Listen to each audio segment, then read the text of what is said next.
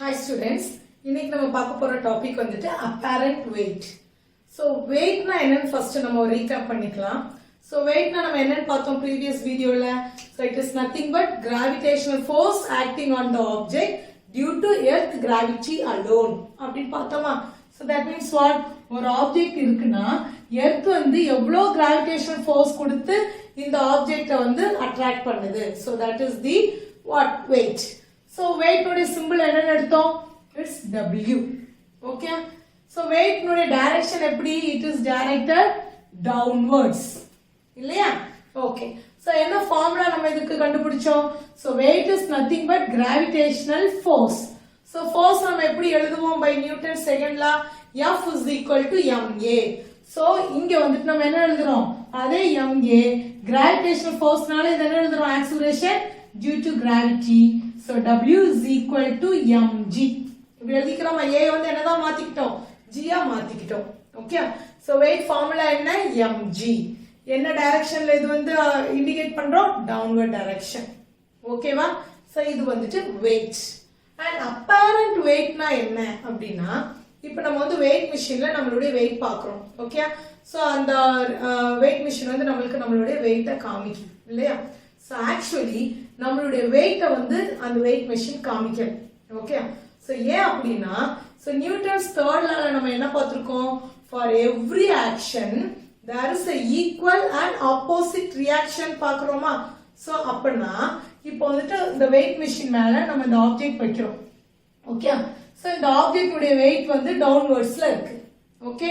So இந்த machine என்ன பண்ணுதுன்னா இந்த force இவங்க ஒரு force கொடுத்துட்டாங்க. இந்த machine வந்து இந்த forceக்கு ஈக்குவலான force ஆப்போசிட் டைரக்ஷன்ல கொடுக்குது. ஓகே? சோ இவங்க எவ்வளவு weight கொடுத்தாங்களோ அதுக்கு ஈக்குவலான force இந்த machine வந்து ஆப்போசிட் டைரக்ஷன்ல கொடுக்குது. சோ அந்த ரீடிங் தான் நமக்கு அங்க தெரியுது. ஓகே? சோ நம்ம என்ன பார்த்தோம்? இப்போ நான் வந்து இந்த போர்டை வந்து ஒரு force கொடுக்கறேன் அப்படினா நான் எவ்வளவு force கொடுக்கறேனோ அதே force என்ன பண்ணும்? போர்டு எனக்கு தரும். ஈக்குவல் force தரும் but in opposite direction. So அதேதான் இங்கே நடக்குது. நம்ம weight நம்ம force வந்து கொடுத்துட்டோம். அந்த forceக்கு தகுந்த ஈக்குவல் force அந்த machine நமக்கு upward directionல கொடுக்குது. ஓகே? சோ அந்த weight அந்த ரீடிங் தான் நம்ம பார்க்கறோம். சோ நம்ம weightக்கு ஈக்குவலான ரீடிங் தான் அது கொடுக்குது. ஓகேவா? சோ அந்த upward force தான் நம்ம என்னன்னு சொல்றோம்னா R. So R is nothing but that is apparent weight. Okay? நம்மளுக்குள்ள வெயிட்க்கு ஈக்குவலான வெயிட்ட அப்வர்ட் டைரக்ஷன்ல கொடுக்குது. ஓகே? சோ இந்த apparent weight வந்து என்ன ஆகுது அப்படினா இப்போ வந்து நம்ம ஒரு ரோலர் கோஸ்டர்ல டிராவல் பண்றோம்னு வைங்களேன்.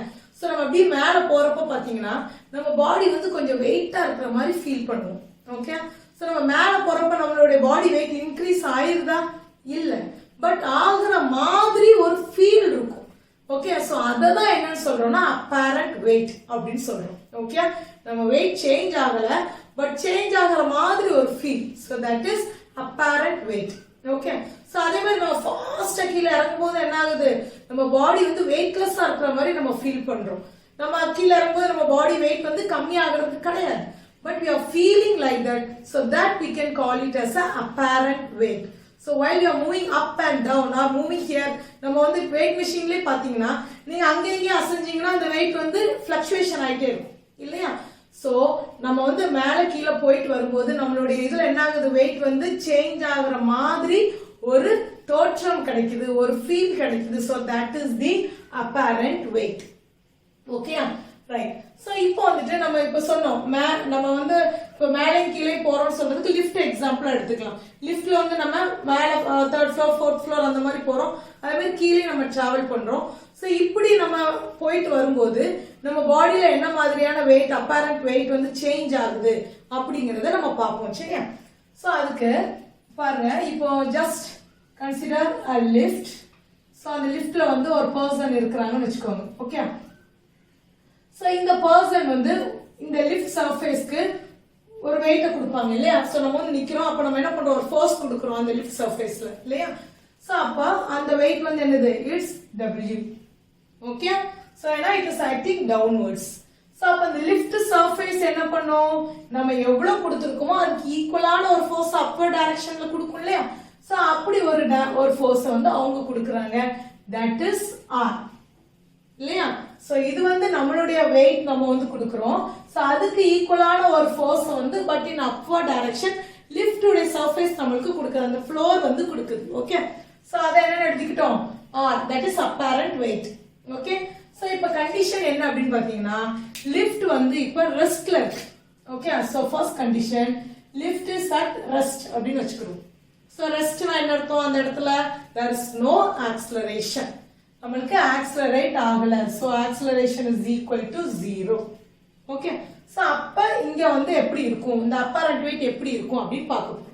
ஓகே, சோ lift ரெஸ்ட்ல இருக்கு அப்படினா நம்ம என்ன weight அது கொடுத்தோமோ அதே weight தான் நமக்கு இருக்கும், அது வந்து upward directionல கொடுக்கும். ஓகே, ஏன்னா நமக்கு எந்த எக்ஸ்டர்னல் ஃபோர்ஸ் இந்த இடத்துல ஆக்ட் பண்ணல. ஓகே, so apparent weight னா என்னன்னு பார்த்தோம், is due to action of gravity and also so apparent weight ங்கிறது action of gravity இருக்கும் plus external forces ஆக்ட் பண்றனால தான் நமக்கு வந்துட்டு அந்த weight வந்து சேஞ்ச் ஆகுற மாதிரி ஒரு ஃபீல் இருக்கு. ஓகே, சோ இந்த இடத்துல நமக்கு எந்த எக்ஸ்டர்னல் ஃபோர்ஸஸும் இல்ல. ஓகே, சோ அப்ப நமக்கு என்ன ஆகுது, இந்த weight is equal to this one.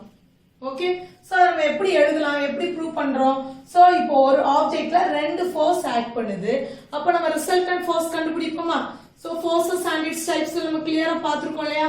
ஒரு ஆப்ஜெக்ட்ல சோ ரெண்டு ஃபோர்ஸ் ஆக்ட் பண்ணுது அப்படினா we can find the resultant. So resultant force நீங்க எப்படி கண்டுபிடிப்பீங்க? சோ F net ரிசல்டன்ட்னா நம்ம எப்படி எழுதலாம்? F net.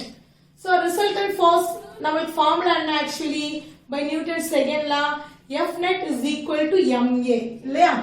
So F net is equal to ma. இதுல நம்ம F net என்னன்னு எழுதுவோம். சோ இங்க என்னது, இந்த பர்சன்ல ரெண்டு ஃபோர்ஸ் ஆக்ட் பண்ணுது, ஒன்னு வந்து W, இன்னொன்னு வந்துட்டு R, but in the opposite direction இல்லையா? சோ அது எப்படி எழுதலாம்? Same force but in opposite direction. அப்ப நான் எப்படி எழுதுறேன்? R, சோ ஆப்போசிட்னால -W is equal to m into a க்கு பதிலா நம்ம என்னன்னு போடுறோம்? 0. Okay, so R minus W is equal to m into 0, it is 0. So R is equal to W.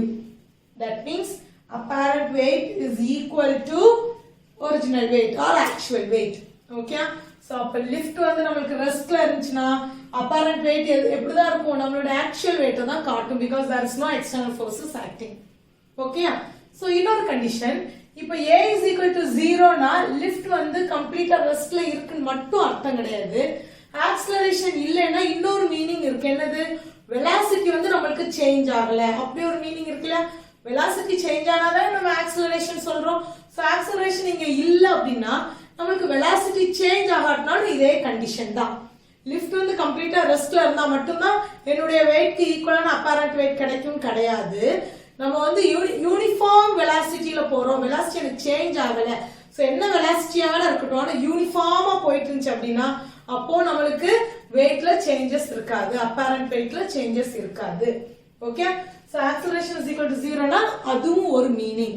So that means the lift is operating at the uniform velocity, whether it may be upwards or whether it may be downwards, ஆனா it is in uniform. That means I can say acceleration is equal to 0, then the same condition is occurred. Okay, so next இப்போ இதுக்கே ஒரு example பாப்போமா? நம்ம இப்போ இந்த person உடைய weight வந்து மாஸ் வந்து 50 kg ன்னு எடுத்துக்கணும்.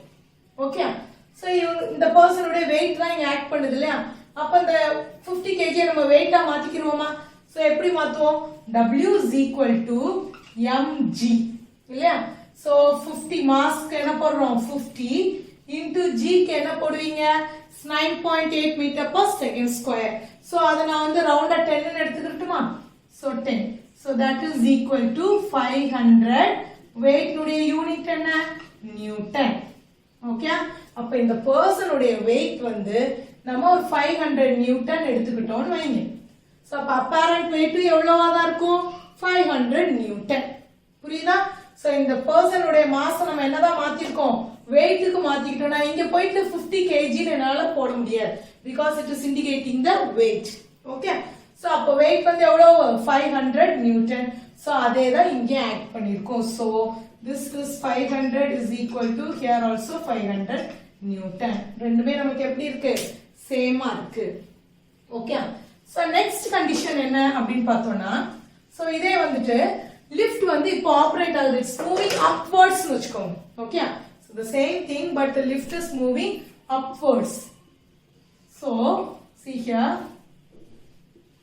so this person so weight the person வந்து அந்த lift surface கொடுக்கறாங்க that is W and இந்த surface வந்து என்ன பண்ணுது இந்த lift உடைய floor வந்து இந்த personக்கு ஒரு force கொடுக்கறாங்க that is R okay so இங்க condition என்னன்னா the lift is accelerating upwards lift என்ன பண்ணுது மேல போகுது with the acceleration A okay so with some ஏதோ ஒரு accelerationல அது வந்து என்ன பண்ணுது மேல போகுது so it is going up okay so அப்ப இங்க என்ன அர்த்தம் so கண்டிப்பா lift மேல போகுதுனா இந்த force ஓட இந்த force ஜாஸ்தியா இருக்குன்னு அர்த்தமா இதுக்கு முன்னாடி என்னது இதனுடைய ஈக்குவல் தான் இதுக்கு இருந்துச்சு சோ ரெஸ்ட்ல இருக்கும்போது பட் இப்போ மூவ் ஆகும்போது ஏன் இது ஜாஸ்தி ஆகுது because some external forces நம்ம மோட்டார் வச்சு என்ன பண்றோம் லிஃப்ட மேல ஏத்துறோம் அப்போ some external forces is acting இல்லையா அப்ப கண்டிப்பா இந்த R கூட இருக்கும் இல்லையா சோ R வந்து கம்மியா இருந்துச்சுனா கீழ போயிருந்திருக்கணும் இவங்க தான் ஜாஸ்தியா இருந்திருந்தாங்கன்னா லிஃப்ட் கீழ போகணும் ஆனா லிஃப்ட் வந்து இப்போ நம்ம மேல ஆபரேட் பண்ணி போயிட்டு இருக்கோம் அப்ப the R is greater இல்லையா இந்த இடத்துல என்ன ஆயிருது R வந்து கிரேட்டர் ஆயிருது ஓகே சோ நம்ம எப்படி எழுதுவோம் இங்க F net is equal to ma first formula எழுதிரோம் so what is F net இங்க ஒரு ஆப்ஜெக்ட் இருக்கு அந்த ஆப்ஜெக்ட்ல ஒரு ஃபோர்ஸ் ஜாஸ்தியா இருக்கு and இப்படியே வரைஞ்சுக்கறோமே சோ அந்த ஆப்ஜெக்ட்ல ஒரு ஃபோர்ஸ் ஜாஸ்தியா இருக்கு and ஒரு ஃபோர்ஸ் வந்து கம்மியா இருக்கு அப்ப எப்படி எழுதுவீங்க resultant force so bigger force minus smaller force போடுவோம் இல்லையா சோ அதே தான் இங்க நம்ம எழுத போறோம் okay forces and its types நீங்க பாத்தீங்கன்னா உங்களுக்கு அது கிளியரா புரியும் ஓகே சோ அப்ப இங்க வந்து R தான் நமக்கு greater force-ஆ இருக்கு அப்ப R இங்க எழுதுவோம் minus W is equal to ma okay இங்க A க்கு நம்ம 0 போடலாமா போடக்கூடாது because it is accelerating with some value ஓகேவா so R minus W க்கு என்ன போட்டுக்கலாம் mg is equal to ma so R is equal to இது minus ஆ இருக்கு இந்த சைடு கொண்டு போயிரலாமா so ma plus mg so R ங்கிறது எதை இண்டிகேட் பண்ணுது apparent weight இல்லையா so apparent weight equal to என்ன இருக்குன்னு பாருங்க mg ங்கிறது என்னது weight இல்லையா so weight இருக்கு plus extra some force இந்த இடத்துல இருக்கு புரியுதா so apparent weightல என்ன இருக்கு weight value இருக்கு plus some extra force இருக்கு அப்ப நம்ம weight விட இந்த apparent weight எப்படி இருக்கும் ஜாஸ்தியா இருக்கும் அப்ப நம்ம லிஃப்ட்ல மேல போறப்ப நம்மளுடைய ஃபீல் எப்படி இருக்கு நம்ம பாடி வந்து வெயிட்டா இருக்கிற மாதிரி ஃபீல் பண்றோம் okay so R is greater than W ஏன் நம்ம is greater than W சொல்றோம் புரியுதா W வேல்யூ இருக்கு அது கூடயே some வேல்யூ இருக்கு okay so you can say R is greater than W or the apparent weight is greater than the actual weight okay சரி எவ்வளவு weight கூட இருக்கு நம்ம ஜஸ்ட் ஒரு கால்குலேஷன் பார்க்கலாமா இப்போ நம்ம என்ன எடுத்தோம் இந்த பர்சன் வந்து 500 நியூட்டன் எடுத்தோமா சோ இவங்க வந்து 500 நியூட்டன் இருக்காங்க ஓகே சோ இப்போ இந்த லிஃப்ட் வந்து it is accelerating at 2 metre per second square வெச்சுக்கிறோம் ஒரு எக்ஸாம்பிளுக்கு ஓகேவா சோ இங்க உள்ள ஃபோர்ஸ் ரெஸ்ட்ல இருக்கும்போது இவங்க 500 தான் இருந்தாங்க இல்லையா பட் இப்போ ஆக்சலரேட் ஆகும்போது என்ன ஆயிருக்கு எவ்வளவு வந்து நம்ம கூடி இருக்கு நம்ம பார்க்கலாமா so F net is equal to ma F netங்கிறது என்ன ரிசல்டன்ட் ஃபோர்ஸ் இல்லையா சோ ரெண்டு ஃபோர்ஸ் வந்து ஒரு ஆப்ஜெக்ட்ல ஆக்ட் ஆகுதுன்னா சோ ரிசல்டன்ட் ஃபோர்ஸ் என்னன்னு தான் நம்ம கண்டுபிடிப்போம் இல்லையா சோ F net எனக்கு இப்ப தேவை சோ நான் என்ன பண்றேன் F net is equal to mass of this person mass என்ன இந்த பர்சனுக்கு 50 எடுத்தோம் இல்லையா சோ 50 into acceleration எவ்வளவு 2 meter per second square so I can write 100 newton so force எவ்வளவு இருக்கு force சொல்லக்கூடாது net force okay so net force எவ்வளவு இருக்கு 100 newton அப்பனா இந்த பர்சன் கூட எவ்வளவு ஆட் ஆயிருக்கு 100 நியூட்டன் நமக்கு இருக்கிற மாதிரி இருந்திருக்கு ஓகே சோ இந்த பர்சனோட பிளஸ் 100 நியூட்டன் நமக்கு weight அந்த இடத்துல எக்ஸ்ட்ரா இருந்திருக்கு இந்த மாதிரி ஒரு ஃபீல் நமக்கு இருந்திருக்கு ஓகே நம்ம ஃபீல் பண்றோம் மேல போறப்ப வெயிட்டா இருக்கிற மாதிரி சோ அப்ப நீ வந்து மேல போறப்ப நீ வெயிட் மிஷின் வச்சு பாத்தீங்கன்னா உங்களுக்கு எவ்வளவு இருக்கு எக்ஸ்ட்ரா 100 இது எவ்வளவு ஆக்சலரேட் ஆகுதோ அதை வச்சு நம்ம எவ்வளவு எக்ஸ்ட்ரா இருக்குங்கறத பார்க்கலாம். ஓகே, சோ இந்த பர்சன் எவ்வளவு இருக்காங்க, 600 நியூட்டன் இருக்காங்க. ஓகே, சோ அதனால தான் ஆக்சுவல் வெயிட்டை விட நம்மளுக்கு அந்த மாதிரி ஃபீல் பண்றோம். ஓகே, சோ நெக்ஸ்ட் கண்டிஷன் என்ன அப்படின்னா இதே தான், பட் என்ன பண்றாங்க, that lift is operating downwards. Okay, lift என்ன பண்ணுது, இப்போ கீழ வருது. so the same, so it is accelerating downwards. okay, so the person உடைய weight வந்து w, that is w is equal to mg. so equal force வந்து என்ன பண்ணுது, it's acting upwards, that is r, but the condition here the lift is acting downwards. so அப்ப downward accelerate ஆகுதுன்னா அப்ப கண்டிப்பா இதனுடைய ஃபோர்ஸ் தான் அதிகமா இருக்கு, இங்க ஃபோர்ஸ் கம்மியாயிருச்சுன்னு அர்த்தம் இல்லையா. சோ இங்க ஃபோர்ஸ் ஜாஸ்தியா இருந்தா மேல எல்லாம் போகணும், பட் என்ன ஆகுது, இவங்களுடைய ஃபோர்ஸ் தான் இந்த இடத்துல அதிகமா இருக்காங்க. சோ எப்படி எழுதலாம், F net is equal to ma. So இங்க ஜாஸ்தியா இருக்கிறது யாரு, இவங்க. சோ நம்ம என்ன எழுதிறோம், W minus R is equal to ma. So நம்ம apparent weight தான எவ்வளவு இருக்குன்னு பார்க்க போறோம். சோ R நம்ம இந்த பக்கம் வச்சுக்கிறோம். Okay, so minus R is equal to ma minus W. Okay, so minus change பண்ண நம்ம என்ன பண்ணணும், எல்லா பக்கமும் சைனை சேஞ்ச் பண்ணிரணும் இல்லையா. So R is equal to minus ma plus W. R is equal to W minus ma. So what's the meaning of this? So R apparent weight வந்து நம்ம ஒரிஜினல் வெயிட்டை விட சம்திங் அந்த இடத்துல என்ன இருக்கு, குறைஞ்சிருக்கு. ஓகே, சம் ஃபோர்ஸ் வந்து அங்க என்ன இருக்கு, குறைஞ்சிருக்கு. So I can say R is lesser than W. Okay, so R is lesser than W. ஏன் புரியுதா உங்களுக்கு, இந்த ஒரிஜினல் வெயிட் கூட ஏதோ ஒன்னு குறைஞ்சிருக்கு. ஓகே, சோ அப்ப அப்பரண்ட் வெயிட் நமக்கு எப்படி ஃபீல் பண்றோம், லைட்டா இருக்க மாதிரி, மேல இருந்து கீழ இறங்குறப்ப நம்ம பாடி வந்து லைட் வெயிட்டா இருக்கிற மாதிரி நம்ம ஃபீல் பண்றோம். ஓகேவா, ஓகே. சோ இதுக்கு அப்ப எக்ஸாம்பிள் நம்ம என்னது, அதேதான். சோ இதே 2 மீட்டர் பர் செகண்ட் ஸ்கொயர்ல ஆக்சிலரேட் ஆகுதுன்னு வச்சுக்கோங்க. சோ அப்ப நெட் ஃபோர்ஸ் எவ்வளவு இருக்கு, 100 நியூட்டன். அப்ப இங்க என்ன அர்த்தம், 100 நியூட்டன் கம்மியா ஆயிருந்திருக்கு. ஓகே, சோ இது 500 நியூட்டன்ல நம்ம வெயிட் இருக்கு. சோ இவங்களுடைய அப்பரண்ட் வெயிட் என்னதான் மாறி இருக்கு, அப்ப 100 நியூட்டன் கம்மி ஆகுற மாதிரி இருந்திருக்கு. சோ தட் இஸ் 400 நியூட்டன் அவங்களுக்கு இருக்குது. ஓகே, கீழ வரும்போது எப்படி ஃபீல் பண்றாங்க, 400 நியூட்டன் இருக்கிற மாதிரி. Okay, okay. சோ இப்போ இன்னொரு கண்டிஷன் என்னன்னா, இப்போ மேல வந்து அந்த லிஃப்ட் பிடிச்சிருக்க அந்த கேபிள் வந்து கட் ஆயிருச்சுன்னு வச்சுக்கோங்க. ஓகே, சோ கட் ஆயிருச்சுன்னா என்ன ஆகும், அது வந்து ஃபாஸ்டா கீழே வரும் இல்லையா. So it is freely falling. Okay, so எந்த இதுவும் இல்லாம அது நேரா ஃபாஸ்டா ஆக்சிலரேட் ஆகி கீழே வரும். அப்ப இது எது மாதிரி இருக்கும், சோ இட் இஸ் ஃப்ரீலி ஃபாலிங்னா, சோ இப்போ வந்து இதேதான்.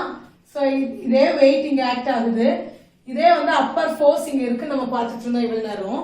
சோ ஆனா இந்த இடத்துல என்ன கண்டிஷன் சொல்லிட்டோம், இந்த கேபிள் வந்து இங்க கட் ஆகி நம்மளுக்கு ஃபாஸ்டா வருது. அப்போ அது ஆக்சிலரேட் ஆகுது, எப்படி ஆக்ட் ஆகும், so it is accelerating due to gravity. ஏன்னா ஃபுல்லா கட் ஆயிடுச்சு, அப்ப அந்த கிராவிட்டியை நோக்கி தான் என்ன ஆகுது, இது ஃபாஸ்டா வருது. ஓகே, சோ வேற எந்த ஃபோர்ஸ் இந்த இடத்துல கிடையாது, it is just accelerating due to earth gravitational force இல்லையா.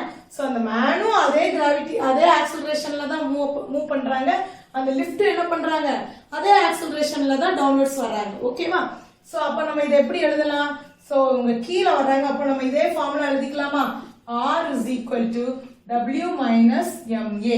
so that is mg minus ma இல்லையா. சோ இங்க நம்ம என்ன பார்க்கிறோம், லிஃப்ட்னுடைய ஆக்சிலரேஷன் இங்க நம்ம எதுவுமே எடுக்கல. ஏன் எந்த வேல்யூஸ் நம்ம கொடுக்கல, ஏன்னா இங்க என்ன வேல்யூல வந்துட்டு இருக்கு, it is accelerating due to gravity. So that is accelerating 9.8 metre per second square இல்லையா. சோ அப்ப இது என்னதான் மாறிடுது, it is accelerating due to gravity. So ரெண்டு எனக்கு என்ன ஆயிரும், கேன்சல் ஆயிரும். So R is equal to 0. that means weightlessness. நம்ம மேல கேபிள் நம்ம பிரேக் ஆகி ஃபாஸ்டா கீழே வரும்போது எப்படி ஃபீல் பண்ணுவோம், வெயிட்டே இல்லாத மாதிரி ஃபீல் பண்ணுவோம். Okay, because both the man and the lift are accelerating due to gravity. Okay, so அப்பனா நம்ம the g மாத்திட்டோம்னா so both will cancel and get R is equal to 0. புரியுதா. ஸோ இங்கே அப்பேரண்ட் வெயிட்னா என்னன்னு புரிஞ்சுக்கோங்க அண்ட் இந்த 4 கேசஸே நீங்கள் பார்த்துட்டீங்கன்னா it will be very easy. Okay, thank you students. Students உங்களுக்கு இந்த வீடியோ பிடிச்சிருந்துச்சுன்னா கண்டிப்பாக சப்ஸ்கிரைப் பண்ணுங்க அண்ட் உங்கள் ஃப்ரெண்ட்ஸ்க்கு ஷேர் பண்ணுங்க. தேங்க்யூ.